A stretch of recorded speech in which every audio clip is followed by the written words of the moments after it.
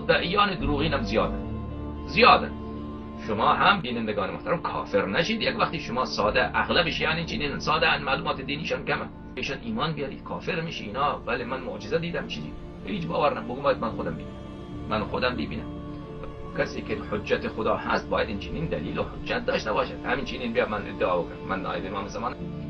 این کسی که این چنین ادعا میکند بدون بینه، ولی نه علمی دارد نه کرامتی دارد، آثار انبیاء علیه السلام پیشش نیست، بدانید او دروغگو هست، او دشمن خدا هست. گول شیاطین را نخورید بینندگان، گول کذابین را نخورید. کسی که بیاید دروغگو ولی ادعا بکند، او بله از اون مطالبه دلیل بکنی، او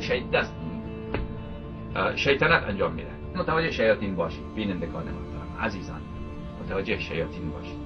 اصلا در اصل غیبت عرض کردم امام زمان علیه السلام کسی را با کسی خودش را معرفی نمی کند مگر کسان خیلی کم. چند وقت پیش خواب دیدم، من خدمت شما عرض کردم که امام عصر علیه السلام یک نامه نوشته بود به یکی از شیعیان. من نامه را دیدم، 2-3 سطر بود.